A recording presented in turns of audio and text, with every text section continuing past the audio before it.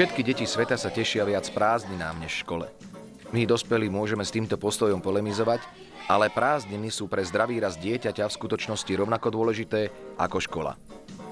Ibaže často spôsobujú rodičom starosti s prázdninovým programom dieťaťa, najmä v rodinách s nižšími príjmami. V rómskych osadách je len zriedkavosťou, že rodičia si môžu dovoliť poslať dieťa do letného tábora.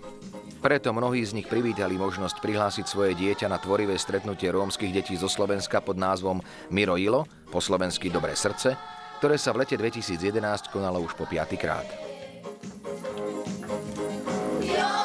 My sme začali robiť program Mira Ila pre mladých, pretože v tých mladých je budúcnosť, perspektíva, aj budúca zodpovednosť toho, ako sa budú vyvíjať a rásť, aj formou a prostredníctvom umenia. Keďže my nie sme futbalisti, ani čo ja viem, proste iné profesie, my sme od kultúry a od umenia, sme si povedali, že kultúrna výchova a vzdelanosť je jedna z krásnych foriem, ktorá rozhodne, a tomu veríme naplno my všetci, čo to robíme, všetci lektori okolo Mira Ila, veríme tomu, že aj tá kultúrna výchova a vzdelanosť pomôže tejto komunite, týmto deťom, aby ukázali svoj talent.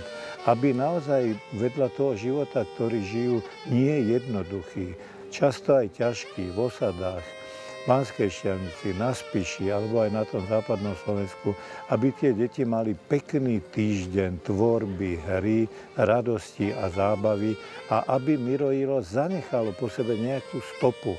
A tou stopou sú predovšetkým vytvorené obrázky, ktoré ostávajú a ktoré prezentujeme na viacerých výstavách.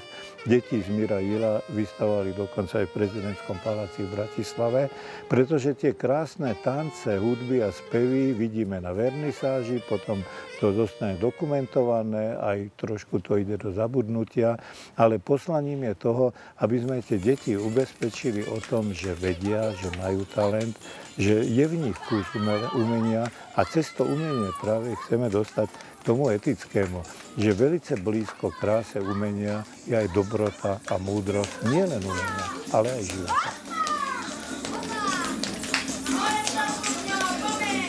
Čierne vlasy, ornamenty, plné krásy, zlaté dukáty na štihlých bokoch, penie a túžby už mladých rokov.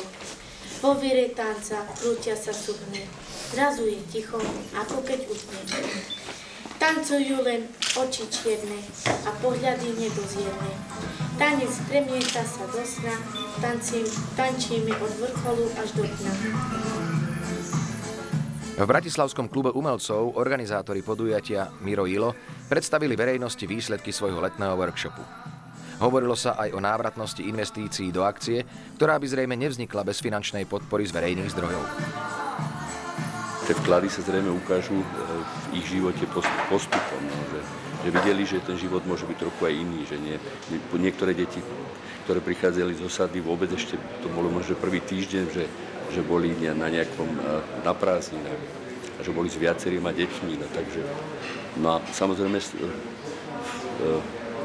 tá návratnosť môže byť aj v tom, že niektoré deti môžu sa stať práve týmto stretnutím a týmto týždňom sme možno naštartovali ich budúcu kariéru, že jednoducho sa rozhodnú, že budú ďalej študovať a my sme napríklad objavili toho malého Patrika Žigu, z ktorého dneska je už celkom známy na Slovensku, ktorý vyhral ten Superstar pre deti, ktorý je vynikajúci hudobník.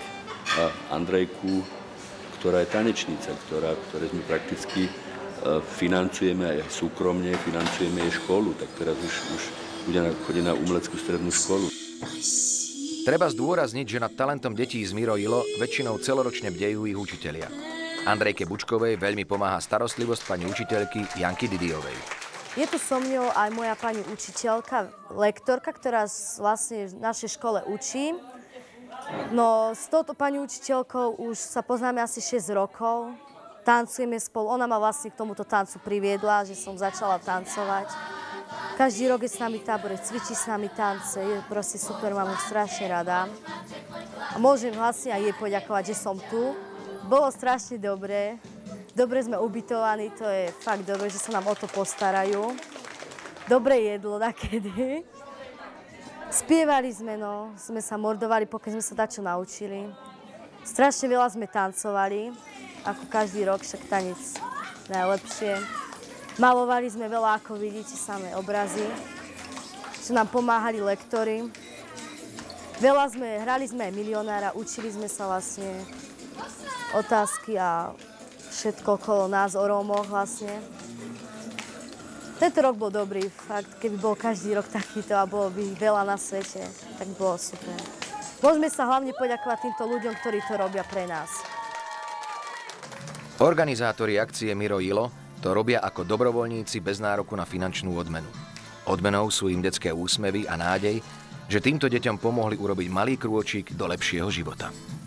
Miro Jilo trvá 1 týždeň v roku. To je máličko, to je veľmi krátka doba, ale po tých 5 rokoch máme skúsenosti a dosť overené, že to Miro Jilo nezabudnú oni. Celý rok si to pamätajú tieto naše detičky, ako im hovoríme, a pamätajú si to ako dobrý týždeň života s umením, života s ľuďmi a naozaj aj to prepojenie bielých a čiernych, Rómov a Gadžov, ako sa povie terminologicky správne, funguje a tak by malo fungovať.